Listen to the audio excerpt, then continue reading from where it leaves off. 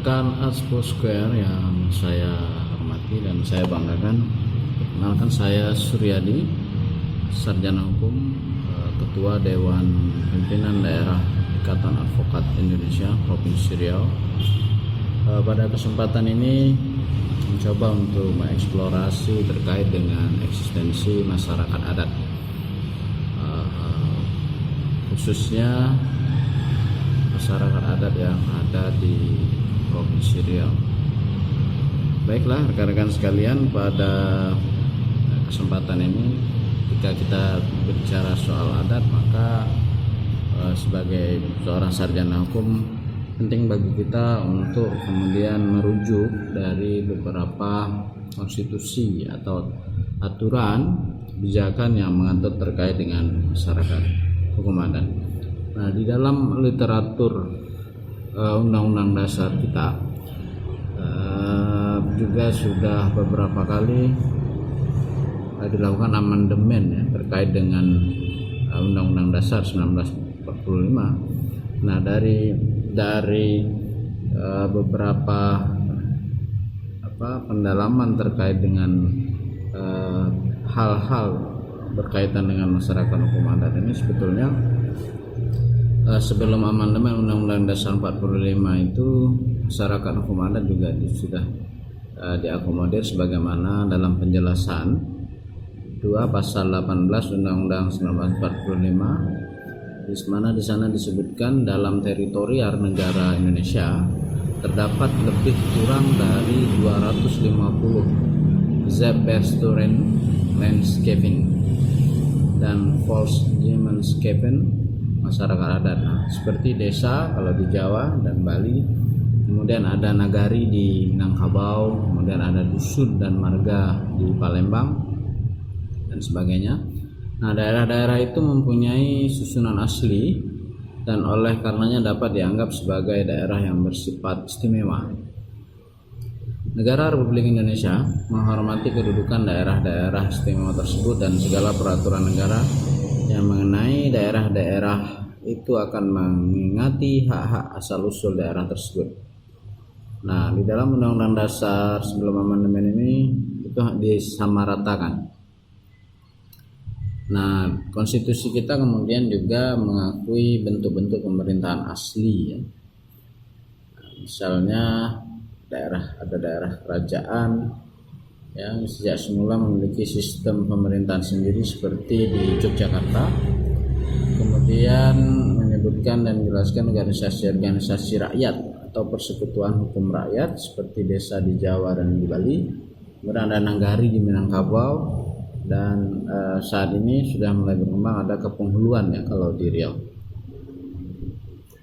Nah, masyarakat adat kemudian pasca amandemen Undang-Undang Dasar 1945 itu sebagaimana diatur dalam pasal 18B ayat 2, negara mengakui dan menghormati kesatuan-kesatuan masyarakat hukum adat serta hak-hak tradisionalnya sepanjang masih hidup dan sesuai dengan perkembangan masyarakat dan prinsip negara kesatuan Republik Indonesia yang diatur di dalam undang-undang. Nah, pasal 28I ayat 2-nya kemudian menyatakan identitas budaya dan hak masyarakat tradisional dihormati selaras dengan perkembangan zaman. Kemudian di pasal 32 ayat 1 dan 2 ayat 1-nya menyatakan negara memajukan kebudayaan nasional di tengah peradaban dunia dengan menjamin kebebasan masyarakat dalam memelihara dan mengembangkan nilai-nilai kebudayaannya. Nah, ayat 2 kemudian menyampaikan negara menghormati dan memelihara bahasa daerah sebagai kekayaan budaya nasional. Nah, itu diatur khusus di dalam Undang-Undang Dasar 45 ya. Tapi kemudian kalau kita mau menelaah, ternyata di dalam beberapa peraturan perundang-undangan juga disebutkan bahwa masyarakat adat itu ada sekitar 16 undang-undang sektoral ya, seperti ada di TAP MPRS nomor 9 tahun 2001 tentang pembaruan agraria dan pengelolaan sumber daya alam, diatur di Undang-Undang nomor 5 tahun 60 tentang pokok-pokok agraria, ada Undang-Undang 41 tahun 99 tentang kehutanan, ada Undang-Undang 39 tahun 99 tentang hak asasi manusia, Kemudian ada Undang-Undang 32 tahun 99 tentang perlindungan pengelolaan lingkungan hidup. Ada di Undang-Undang Nomor 1 tahun 2014 ya, tentang perubahan Undang-Undang Nomor 27 tahun 2007 tentang pengelolaan pesisir dan pulau-pulau kecil. Kemudian ada Undang-Undang Nomor 6 tahun 2014 tentang desa, ada Undang-Undang 23 tahun 2014 tentang pemerintahan daerah. Nah, kemudian dilengkapi juga oleh putusan Mahkamah Konstitusi terkait dengan pengakuan eksistensi masyarakat Undang-Undang sebagaimana putusan Mahkamah Konstitusi nomor 35 tahun 2012. Selain itu ada putusan Mahkamah Konstitusi tahun nomor 95 tahun 2014. Nah, itu dari beberapa peraturan perundang-undangan menyangkut masyarakat adat ya. Nah, kalau di Riau itu banyak sudah mulai ya, paling tertinggi itu ada Perda Provinsi Riau nomor 1 tahun 2012 tentang Lembaga Adat Melayu Riau.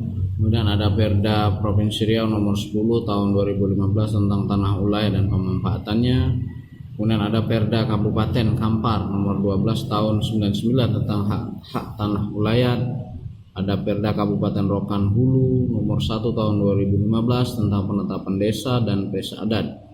Kemudian ada juga Perda Kabupaten Siak nomor 2 tahun 2015 tentang penetapan kampung adat di Kabupaten Siak. Nah, di Riau ini identik kalau tadi sebagaimana diakomodir di Undang-Undang Dasar 45 itu bahwa ada organisasi rakyat ya, yang diakui dan dia khusus. Nah, kalau di Jawa bisa disebut dengan desa. Nah, di Riau berkaitan dengan berlakunya Perda adat ini, Perda misalnya di Kabupaten Siak itu desa diganti kemudian menjadi kepenghuluan. Nah, kepala desa menjadi penghulu. Begitu juga di Kabupaten Rokan Hilir.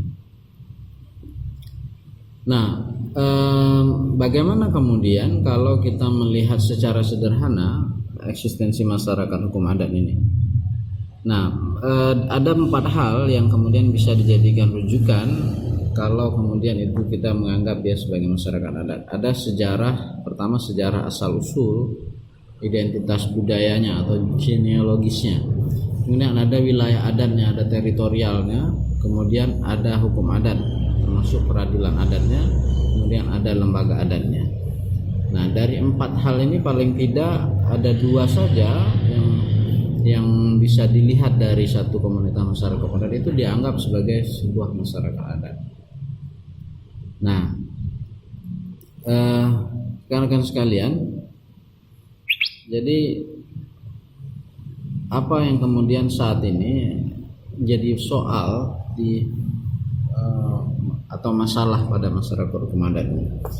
Nah, dari beberapa pengalaman sebagai advokat dan sebagai tim yang selalu melakukan pendampingan khususnya masyarakat adat ini di Riau ya.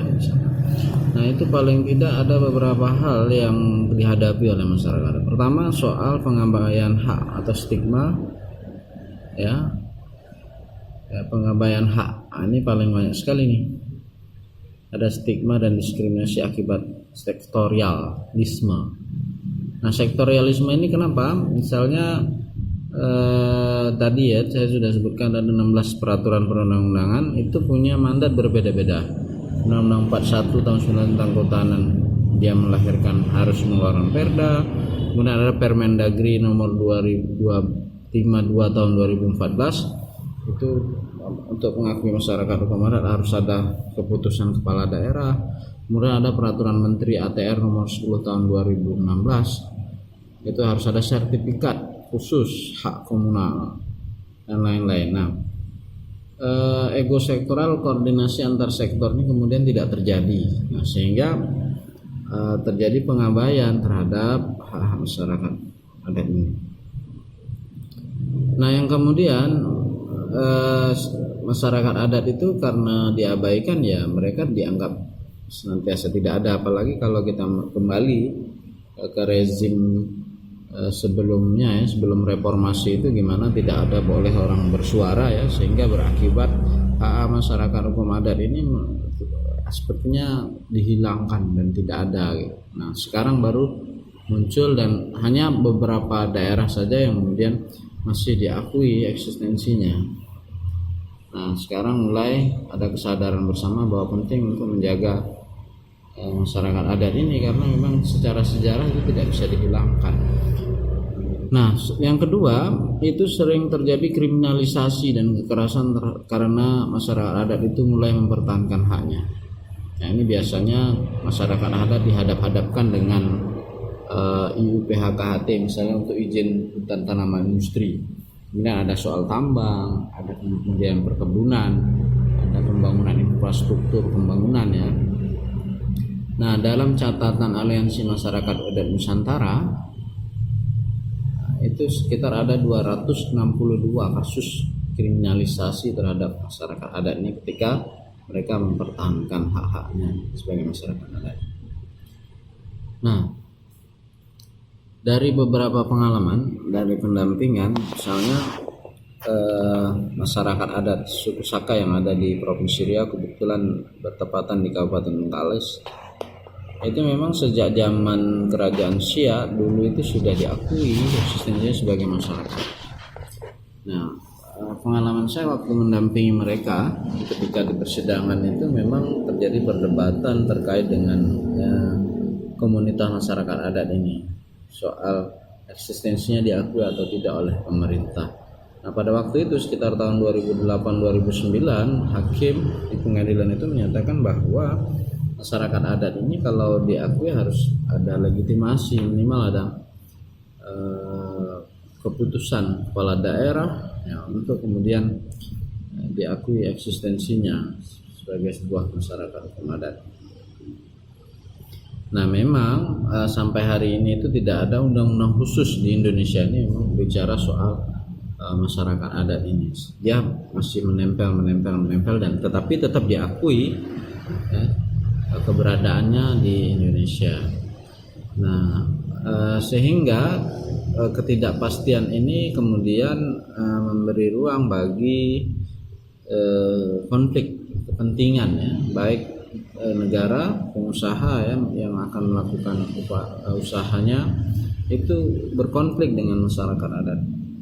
Nah baru-baru ini setelah 11 tahun ya pasca tahun 2008-2009 itu muncul lagi kemudian konflik terkait dengan masyarakat adat suku Sakai ya, di Pengadilan Negeri Bengkalis. Nah hanya saja memang pendekatan yang dilakukan oleh pengadilan sampai pada putusan itu lebih pada pendekatan hukum positif pidana ansih gitu. Nah kita belum melihat bagaimana kemudian mekanisme penyelesaian konflik itu diselesaikan secara adat atau secara musyawarah kekeluargaan sebagaimana dikembangkan dalam tradisi orang Timur Indonesia. Nah, biasanya memang pendekatannya melalui pendekatan pidana, ada orang dianggap melakukan perambahan kawasan. Padahal kalau melihat dari posisi hukum juga sebetulnya ini mereka juga harus diakui. Ketika mereka diakui oleh satu komunitas masyarakat adat, maka segala usaha yang menyangkut pengelolaan di kawasan mereka itu harus dilibatkan. Nah, mereka itu tidak kemudian diambil paksa. Nah, misalnya selain itu juga di Riau itu ada beberapa wilayah yang didiami oleh komunitas masyarakat adat ini, tidak hanya di Bengkalis ya. Ada suku Sakai di sana, ada Bengkalis, mereka ada di beberapa perbatasan baik Bengkalis, Siak maupun di Dumai. Jadi ada beberapa perbatasan. Nah, selain itu, selain suku Sakai juga ada suku Talang Mama misalnya di Indragiri Hulu yang sampai hari ini masih memperjuangkan eksistensinya untuk diakui sebagai masyarakat hukum adat. Nah, jadi itu beberapa kasus di daerah-daerah di kabupaten tadi sudah saya sebutkan, ada soal perda-perda yang mengakomodir. Nah, itu sudah mulai ya. Nah, ke depan diharapkan tidak hanya di atas kertas pengakuan ini, tapi dipraktekkan, diimplementasikan dalam bagaimana proses, misalnya ada proses hukum pun ya harus didekati dengan pendekatan masyarakat adat ini. Saya pikir itu saja yang dapat kami sampaikan. Terima kasih. Salam adil